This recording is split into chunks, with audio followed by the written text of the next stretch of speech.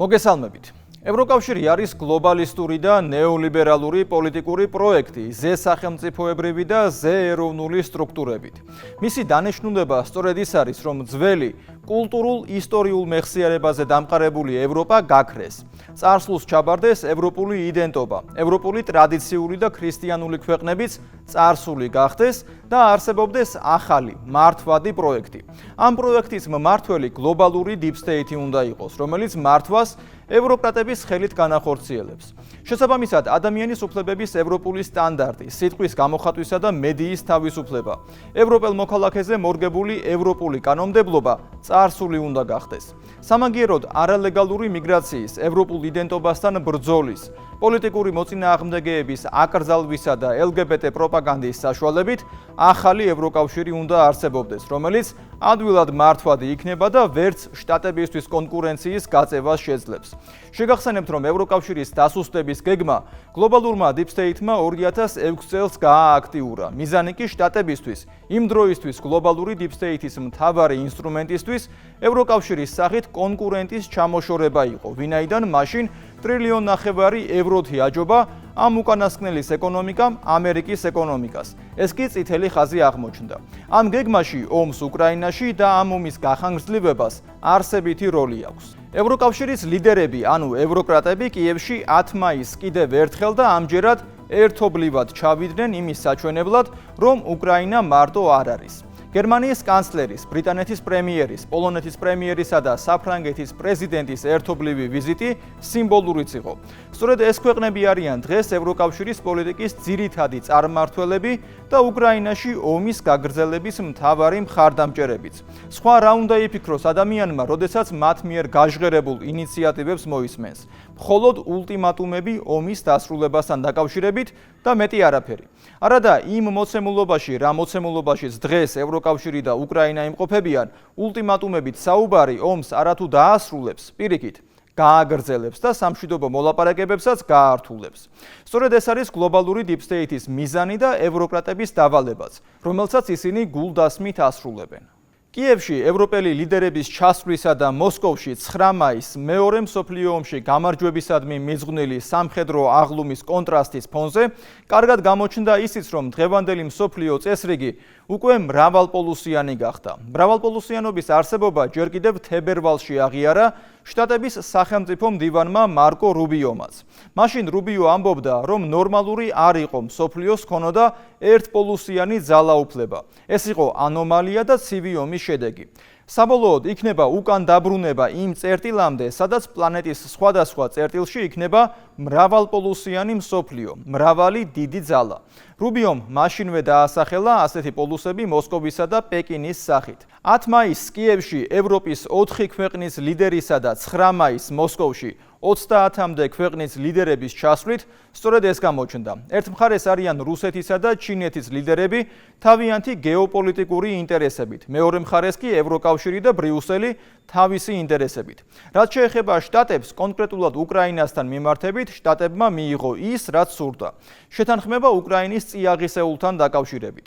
რაც შეეხება დანარჩენს, პრაქტიკულად შტატების ახლანდელმა ადმინისტრაციამ ვალდებულებები ევროპელებს გადააბარა. კიევში მერცის, მაკრონის, ტუსკისა და სტარმერის ჩასვლით გამოჩნდა თუ ვინ არის უკრაინაში ომით დაინტერესებული. მარტივი მოცემულობაა, რომ თუ კი დიპლომატიაზეა საუბარი და ომის დასრულება არის მიზანი, მაშინ ულტიმატუმებით არც ერთი მხარე არ საუბრობს, არამედ აყენებენ ისეთ პირობებს, რომლებიც ორივე მხარისთვის მისაღებია. ევროპელი ლიდერების ულტიმატუმი, რომ ჯერ ცეცხლი უნდა შეწყდეს და შემდეგ დაიწყოს მოლაპარაკებები, პრაქტიკულად შეუსრულებელი პირობაა. დღევანდელ მოცემულობაში პრაქტიკულად არ არსებობს ბერკეტი საიმისოდ, რომ ასე ყოველგვარი წინაპირობის გარეშე რუსეთმა ცეცხლი შეწყვიტოს. მით უმეტეს იმ ფონზე, როცა ყველასთვის ნათელია, რომ ბოლო თვეების განმავლობაში ფრონტზე აშკარა უპირატესობა რუსეთის მხარეს არის. რუსეთის პრეზიდენტის მხრიდან პასუხი შესაფერისი იყო. როგორც ევროპელებს უყვართ ხოლმე თქმა, კიევში ჩასვლითა და ერთობლივი განცხადებით მათ ბურთი მოსკოვის მოედანზე ისროლეს. მოსკოვმაც არ დააყოვნა. ვლადიმერ პუტინმა მოითხოვა, რომ მოლაპარაკებები გაგრძელდეს იმ ადგილიდან, სადაც ის 2022 წელს სტამბოლში შეწყდა. შეგახსენებთ, რომ ეს მოლაპარაკებები დიდი ბრიტანეთის მაშინდელი პრემიერის ბორის ჯონსონის ინიციატივითა და ჩარევით შეწყვიტა უკრაინის მხარემ. ინფორმაცია ამაზე დავით არახამიამ გააჟღერა. უკრაინასთან მიმართებით არსებული რეალობა ძალიან კარგად შეაფასა ვიქტორ ორბანმა. ციტატა: "ვერავინ ბედავს აღიარებას, მაგრამ ჩვენ წავაგეთ ეს ომი. რუსეთის ეკონომიკა არ ჩამოიშალა. სანქციებმა ვერ გამოიღო შედეგი და რუსებმა ხელი შეუშალეს უკრაინის ნატოში გაწევრიანებას. შტატებმა აღიარა ეს და ახლა მოლაპარაკებებს აწარმოებენ. ჩვენ ევროპელები განვაგრძობთ ომს და ვიქცევით ისე, თითქოს შეგვეძლოს გამარჯვება." ციტატის დასასრული. კიევში ევროპელების ჩასვლის მიზანიც სწორედ ეს იყო. ვითარების ისე წარმოჩენა, თითქოს უკრაინა ომს იგებს, არადა ვითარება საპირისპიროა. ევროკრატების მიერ ომის გაგრძელების მცდელობებზე ნახეთ ანი ნადირაშვილის სიუჟეტი. მატარებლით ევროპელი ლიდერები უკრაინაში პირველად 2022 წელს გაემგზავრნენ. ბოლოს რამდენიმე დღის უკან, მაშინაც და ახლაც, დღის წესრიგში მოსკოვსა და კიევს შორის მოლაპარაკებები დგას. თუმცა არც მაშინ და არც ახლა, ევროპა მშვიდობას არ გულშემატკივრობს. მატარებლებს უკრაინაში ომის გზავნილები მიაქვთ. თუმცა ამ 3 წელიწადში ბევრი რამ შეიცვალა. 2022 წელს ძველი ევროპა უკრაინაში ახალი ევროპის ასაწყობად ჩადის. საფრანგეთის პრეზიდენტი ამბობს, რომ უკრაინა ევროპის ნაწილია, რომ ის ევროკავშირის წევრი უნდა გახდეს, რომ რუსეთი ომში უნდა დამარცხდეს და რომ საფრანგეთი სამხედრო დახმარებას გააგრძელებს და გააძლიერებს. უკრაინა არის ევროპული ქვეყანა. ყველა ის ღირებულება, რომელსაც ის იცავს, არის ჩვენი ღირებულებები. ჩვენ მხარს ვუჭერთ უკრაინის დაუყოვნებელ კანდიდატობას ევროკავშირში და ჩვენ გავაგრძელებთ უკრაინის მხარდაჭერას სამხედრო, ჰუმანიტარული და ფინანსური საშუალებებით. გერმანიის კანცლერი ოლაფ შოლციც ირწმუნება, რომ უკრაინისთვის ახლა გადამწყვეტი მომენტია და რომ მისი ადგილი ევროკავშირშია. უკრაინა ეკუთვნის ევროპულ ოჯახს. ჩვენ მხარს ვუჭერთ ევროკავშირის კანდიდატის სტატუსის მინიჭებას. უკრაინა იმთავითვე იცავს იმ ღირებულებებს, რომლებიც ევროპისთვის ფუნდამენტურია და ჩვენ გავაგრძელებთ მის მხარდაჭერას, ფინანსურად, ჰუმანიტარულად და რა თქმა უნდა სამხედრო თვალსაზრისითაც.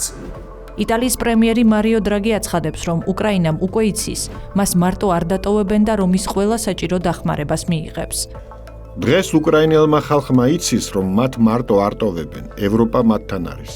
ჩვენ მხარს ვუჭერთ უკრაინის კანდიდატობას ევროკავშირში. უკრაინა მიიღებს ყველა საჭირო მხარდაჭერას, რათა შეეწინააღმდეგოს რუსულ აგრესიას. სამივე მათგანი მოგვიანებით კი რუმინეთის პრეზიდენტი კლაუს იოჰანისი, რომელიც ევროპელ ლიდერებს კიევში ოდნავ გვიან შეუერთდება, აქცენტს სწორედ უკრაინის შეიარაღებაზე გააკეთებენ. კომპრომისი მიღწეულია. კიევსა და მოსკოვს შორის სამშვიდობო მოლაპარაკებები გაფორმებული. შეხვედრა სტამბულში შედგა.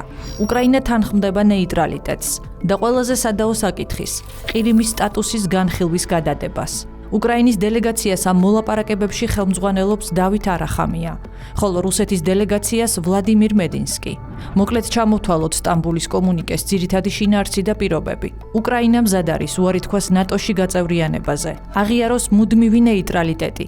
დარჩეს სამხედრო ალიანსებს მიღმა, არ განალაგოს უცხო ქვეყნების სამხედრო ბაზები თავის ტერიტორიაზე. რაც შეეხება ყირიმის სტატუსს, მხარეები მასზე მომავალში იმსჯელებენ. კომუნიკეს თანახმად უკრაინის უსაფრთხოების გარანტორი ქვეყნები უნდა ყოფილიყვნენ: ამერიკის შეერთებული შტატები, გაერთიანებული სამეფო, თურქეთი, საფრანგეთი, ჩინეთი და პოლონეთი.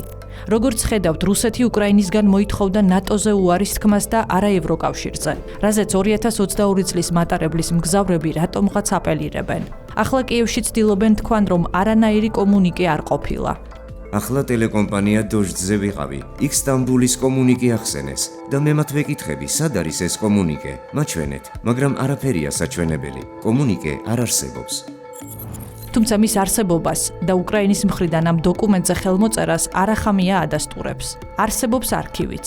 რუსეთის დელეგაციას ბოლო მომენტამდე სჯეროდა, რომ განახორციელებდა ჩვენზე ზეწოლას და ჩვენ ნეიტრალიტეტის შესახებ დოკუმენტზე ხელს მოგვაწერინებდა. ეს იყო მათთვის მთავარი საკითხი. ისინი მზად იყვნენ ომის დასრულებისთვის, თუ ჩვენ ნეიტრალიტეტს გამოვაცხადებდით. ასევე დავდებდით პირობას, რომ ნატოში არ გავწევრიანდებოდით. ეს იყო მთავარი საკითხი. დანარჩენი იყო კოსმეტიკური პოლიტიკური დანამატები, როგორიც არის დენათიფიკაცია და რუსულენოვანი მოსახლეობის დაცვა. ამაზე დასათანხმებლად პირველ რიგში კონსტიტუცია უნდა შეგვეცვალა და მეორე არ გქონდა სათანადო ნდობა რუსეთის მიმართ, რომ ისინი ყველაფერს შეასრულებენ. ამისთვის ჩვენ გვჭირდებოდა უსაფრთხოების გარანტიები. როცა ჩვენ დავბრუნდით სტამბულიდან და ბორის ჯონსონი ჩამოვიდა კიევში, მან თქვა, რომ არავითარ შეთანხმებაზე არ მოგვეწერა ხელი და უნდა გვეომა.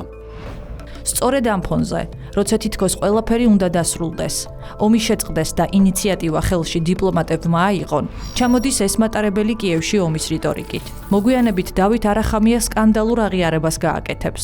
იტყვის, რომ მოლაპარაკება დასავლეთმა ჩაშალა. ასეც იყო. პირველად ხმამაღლა სტამბულში ხელმოწერილ კომუნიკეს ბრიტანეთის პრემიერი ჯონსონი გააპროტესტებს. არავითარი მშვიდობა. ომი ბოლო უკრაინელამდე. ფაშიზმზე გამარჯვების დღეს არასდროს უყოფილვარ უფრო მეტად დარწმუნებული, რომ ამ ომში უკრაინა გაიმარჯვებს. იქნება თავისუფალი, სუვერენული და კვლავ აღდგება. დიდი ბრიტანეთი იმდენი ხანი იდგება თქვენს გვერდით, რამდენიც ამის საჭიროება იქნება. მადლობა და დიდება უკრაინას. მერე ძველი ევროპა ჩამოდის ახალი ევროპის შესაქმნელად. მაშინ მათ ქუჩებში ხალხი იმედით და ინტერესით ხვდებათ. კიევმა შეცდომა, რომ აღარ გაიმეოროს და მოლაპარაკებებისკენ თვალი არ გაექცეს, მალევე ზელენსკის საგანგებო განკარგულებით რუსეთთან მოლაპარაკების პროცესი საერთოდაც აიკრძალება. გადის 3 წელი, ომი გაგრძელდება. კიდევ ერთი საინტერესო დეტალი. სტამბულის შეთანხმების ჩაშლის შემდეგ დასავლეთი მკვეთრად ზრდის სამხედრო დახმარებას. უკრაინის ომი კიდევ უფრო აგრესიულ ფაზაში გადადის. 3 წელი გადის და იმ იმედებიდან, რომელსაც ლონდონიდან ჯონსონი გასცემს, ვაშინგტონიდან ბაიდენი, მატარებლიდან მაკრონი, შოლცი და დრაგი არაფერი რჩება. ომს გამარჯვების ნაცვლად მხოლოდ ნგრევა და განადგურება მოაქვს. სხვა ხილულ შედეგს ამ მატარებელში დავინახავთ. 2025 წლის 10 მაისს ევროპელი ლიდერები კვლავ მატარებელში ჩასხდებიან და კიევისკენ გაემგზავრებიან. საფრანგეთის პრეზიდენტი ემანუელ მაკრონი ძველი შემადგენლობიდან ერთადერთია. ოლაფ შოლცი ომის რიტორიკას თავად ეწირება. რუსეთის წინააღმდეგ სანქციების დაწესებით ის საკუთარი ქვეყნის ეკონომიკას დაანგრევს. რუსეთის იაფ გაზზე უარის თქმით ის გერმანიის ავტოინდუსტრიას ანადგურებს. უკრაინის ომის დაფინანსებით კი ქვეყნის განვითარებას შეაფერხებს. ადრე გერმანიის ეკონომიკა ევროკავშირის ლიდერი ქვეყანა იყო. ამერიკასაც კი უწევდა კონკურენციას. უკვე დღეს გერმანიის ეკონომიკის ზრდა 1%-საც ვერ წვდება. ამიტომაც ხალხმა არასწორი გადაწყვეტილებების მიღება არაპატია და არჩევნებში მხარი არც მას და არც მის კოალიციაში მყოფ სხვა პარტიებს არ დაუჭირა. ამ მატარებელში არც იტალიის პრემიერი ზის. უკრაინაში ომის მხარდაჭერა დრაგის პოლიტიკურ რეპუტაციასაც გააცამტვერებს. რუმინეთშიც ახალ პრეზიდენტს ირჩევენ. ხალხი იქაც ომის მოწინააღმდეგე პოლიტიკურ ძალებს ანიჭებს უპირატესობას. ყველაზე ადრე პოლიტიკურ პენსიაზე ბრიტანეთის პრემიერს ჯონსონს გაუშვებენ. ახლა მატარებელში მისი შემცვლელი კირ სტარმერი ზის. ძალიან ცუდად აქვს საქმე საფრანგეთის პრეზიდენტს. მისი რეიტინგი იმდენად დაეცა, რომ ხელისუფლების შესანარჩუნებლად პარიზი უკვე რეპრესიებსაც კი მიმართავს. მაკრონის მთავარ კონკურენტს მარინ ლეპენს საპრეზიდენტო არჩევნებში მონაწილეობა აუკრძალეს. ახალი ევროპა კი არა, ძველი ევროპა აქციეს ყოფილ ევროპად. მაგრამ უკრაინაში მაინც ჩადიან. ამჯერადაც მოლაპარაკებების ფონზე და ახლაც მშვიდობის ნაცვლად ომის რიტორიკით გამოდიან. Deep State-ს არ უნდა მშვიდობა. ფსონი ომზე აქვს დადებული. მატარებლის მგზავრებს მსურველთა კოალიცია ქვიათ. მაგრამ რას ურთმათ? მოლაპარაკებების ჩაშლა? წესით მათ Deep State-ის სურვილების კოალიცია უნდა ერქვათ. ასე გამოდის, რადგანაც ისინი კიევს ამჯერადაც აიძულებენ ფრონტის გაძლიერებაზე იზრუნოს და მოლაპარაკებებს ულტიმატუმებით უპასუხოს. ამჯერადაც იმიტომ, რომ ულტიმატუმების კასკადი გაისმა კიევიდან 2022 წელსაც პირველი მატარებლის ჩასვლის შემდეგ. და ახლაც, ამჯერად მათი პირობა ასეთია: ჯერ 30 დღიანი ცეცხლის შეწყვეტა, შემდეგ მოლაპარაკებები. არსებობს დაინტერესებულთა კოალიცია. 30-ზე მეტი ქვეყანა, რომლებიც მოითხოვენ, რომ გარკვეული თარიღიდან დაიწყოს ცეცხლის შეწყვეტა 30 დღით, ხმელეთზე, ზღვასა და ჰაერში. ამასთან ახლავს მონიტორინგი, რომელიც უზრუნველყოფილი იქნება ამერიკის მხრიდან. თუმცა ყველა მიიღებს მონაწილეობას. ეს შესაძლებლობას მისცემს დაუყოვნებლად დაიწყოს მოლაპარაკებები. მაგრამ როგორ იმუშავებს ან იმოქმედებს ცეცხლის შეწყვეტა მოლაპარაკებებზე, თუ კი დასავლეთი უკრაინის შეიარაღებას გააგრძელებს, უკვირთ მოსკოვში. მოსკოვი თანახმა უკრაინასთან პირდაპირ მოლაპარაკებები გაიმართოს ყოველგვარი წინაპირობების გარეშე. პუტინის შეთავაზება ასეთია: 15 მაისს სტამბულში გაგრძელდეს პროცესი, რომელიც 2022 წლის მარტში შეწყდა. პუტინის თქმით, სტამბულში ცეცხლის შეწყვეტის შესახებ საუბარიც შეიძლება. ჩვენ არასდროს უარი არ გვითქვამს უკრაინულ მხარესთან დიალოგზე. შეგახსენებთ, რომ მოლაპარაკებები ჩვენ არ შეგვიწყვეტია 2022 წელს. ეს გააკეთა უკრაინულმა მხარემ. მიუხედავად ყველაფრისა, თავაზობთ კიევის ხელისუფლებას 2022 წლის ბოლოს მათ მიერვე შეწყვეტილი მოლაპარაკებების განახლებას, თანაც ყოველგვარი წინასწარი პირობების გარეშე. მაგრამ 2025 წლის 10 მაისს სწორედ ეს ულტიმატუმი ჩაიტანეს მატარებლის მგზავრებმა კიევში. პუტინის და ლავროვის განმარტებით დასავლეთი ცეცხლის შეწყვეტას მხოლოდ დროის მოსაგებად ითხოვს. მათ მხოლოდ უკრაინის გადაიარაღება და მისი საბრძოლო რესურსებით მომარაგება სურთ. ეს არის გაკვეთილები, რომლებიც ჩვენმა მხარემ სულ მცირე სამჯერ ისწავლა, როცა მსგავსი შეთანხმებები, რაზეც ახლა ვსაუბრობთ, დაარღვია კიევის რეჟიმმა ევროპული დედაქალაქებისა და ჯო ბაიდენის ადმინისტრაციის ძლიერი მხარდაჭერის ფონზე. თუ თქვენ გსურთ ცეცხლის შეწყვეტა მხოლოდ იმისთვის, რომ გააგრძელოთ უკრაინისთვის იარაღის მიწოდება, მაშინ რა არის თქვენი მიზანი? იცით რას ამბობენ ევროკავშირის საგარეო საქმეთა და უსაფრთხოების პოლიტიკის უმაღლესი წარმომადგენელი კალასი და ნატოს გენერალური მდივანი რიუტე ცეცხლის შეწყვეტასა და კონფლიქტის მოგვარებაზე. მათ პირდაპირ განაცხადეს, რომ ისინი მხარს დაუჭერენ მხოლოდ იმ შეთანხმებას, რომელიც საბოლოოდ გააძლიერებს უკრაინას და გახდის მას გამარჯვებულად. საკუთარი არგუმენტის მტკიცებულებად გერმანიის ექს-კანცლერის მერკელის ინტერვიუ მოჰყავთ. 2014 წლის მინსკის შეთანხმება იყო მცდელობა, რომ უკრაინისთვის დრო მიგვეცა, მან ეს დრო გამოიყენა, რომ გაძლიერებულიყო. 2022 წლის დეკემბერში მერკელის ინტერვიუს შემდეგ საფრანგეთის ექს-პრეზიდენტი ინტერვიუს Le Monde-ს აძლევს. ფრანსუა ოლანდი ანგელა მერკელის მოსაზრებას იზიარებს. ანგელა მერკელი მართალია, მინსკის შეთანხმებებმა საშუალება მისცა უკრაინას გაეძლიერებინა თავისი პოზიციები. გამოდის, რომ მინსკის მოლაპარაკებები მხოლოდ ფარსი იყო. სინამდვილეში დასავლეთს სჭირდებოდა დრო უკრაინის შესაიარაღებლად. ამიტომაც ახლა 30 დღიან ცეცხლის შეწყვეტას უყურებენ დიდი ეჭვით. არადა მოსალაპარაკებლად ყველაფერი მზად არის. თურქეთის პრეზიდენტი დიალოგის გასაახლებლად მზად არის. ანკარა ირწმუნება, რომ შეხვედრისთვის ყველაფერი უმაღლეს დონეზე მომზადდება. მოსკოვის ინიციატივით მოლაპარაკებები 15 მაისს უნდა დაიწყოს. ევროპული დიპ-სტეითის პირობა, რომ 12 მაისიდან მოხდეს ცეცხლის შეწყვეტა, მოსკოვში არ გაიზიარეს. უკრაინის ომთან დაკავშირებით ამ დრომდე ევროპული დიპ-სტეითისგან განსხვავებული მიდგომაა შტატებში. ტრამპის ადმინისტრაცია ჯერ ისევ კონფლიქტის მშვიდობიან დარეგულირებაზე აკეთებს ფსონს. ამიტომაც 12 მაისს დონალდ ტრამპი ჟურნალისტებს ეტყვის, რომ მოლაპარაკებების დაწყება მნიშვნელოვანია. არ ვიცი, ხუთშაბათს სად ვიქნები. იმდენი შეხვედრა მაქვს, მაგრამ ვფიქრობდი იქ რეალურად ჩასვლა, ალბათ არსებობს ამის შესაძლებლობა. თუ ვიფიქრებ, რომ რამე შეიძლება მოხდეს, მაგრამ ეს უნდა გავაკეთოთ. მაგრამ ევროპული დიპ-სტეითი ისევ ულტიმატუმის მხარეს არის და უკრაინისთვის შეიარაღების გაგრძელებაზე საუბრობს. ეს კი არც 2022 წელს უდრიდა მშვიდობას და არც ახლა უდრის. ყველაფერი ეს ესკალაციას უფრო ჰგავს და ფითილისთვის ცეცხლის წაკიდებას. 2022 წლის მატარებლის მგზავრებს კიევში ხალხი დახვდა იმედით. 2025 წელს კი მათ თავად ჩაუარეს ხალხს, ომში დაღუპულების მემორიალს. ათასობით უკრაინელი დაიღუპა. ეს დიპ-სტეითის სახე და მისი პოლიტიკის შედეგია. დღეს უკრაინას გაცილებით უფრო სუსტი პოზიციები აქვს. 15 მაისს სტამბულში 2022 წლის მარტის პროცესი უნდა გაგრძელდეს. მაშინ კიევს მოლაპარაკებებისთვის გაცილებით უკეთესი პოზიციები ჰქონდა. იმ მომენტისთვის ანექსირებული მხოლოდ ყირიმი იყო, რომლის სტატუსზე მსჯელობა მომავალში უნდა გაგრძელებულიყო. დონბასსა და ლუგანსკში კი მხოლოდ საბრძოლო მოქმედებები მიმდინარეობდა. რუსეთს ჯერ არ ჰქონდა ეს ტერიტორიები მიერთებული. 2022 წლის სტამბულის მოლაპარაკებების დროს რუსეთი უკრაინის დაახლოებით 70,000 კვადრატულ კილომეტრს აკონტროლებდა. 2025 წლისთვის რუსეთის ოკუპაციის ქვეშ ხვდება უკრაინის 150,000 კვადრატული კილომეტრი. ის უკვე პრეტენზიას აცხადებს არა მხოლოდ ყირიმზე, არამედ დონეცკზე, ლუგანსკზე, ხერსონზე, ზაპოროჟიეს ოლქებზე.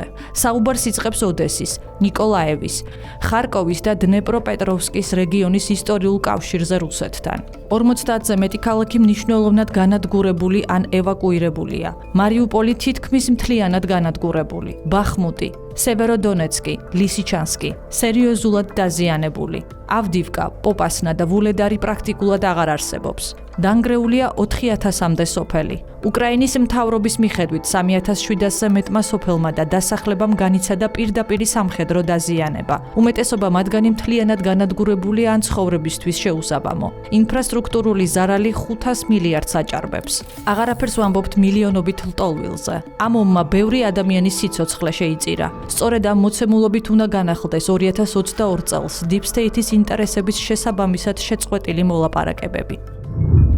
ის რომ უკრაინაში ომის გაგრძელება პირდაპირ ეწინააღმდეგება ევროპელი მოქალაქეების ინტერესებს, ეს ევროპელ ლიდერებს არ ადარდებთ. მთავარია Deep State-ის დაკვეთების შესრულება, თორემ რიგითი ევროპელის უფლებები დიდი ხანია სათვალავშიც არ აქვთ ევროკრატებს.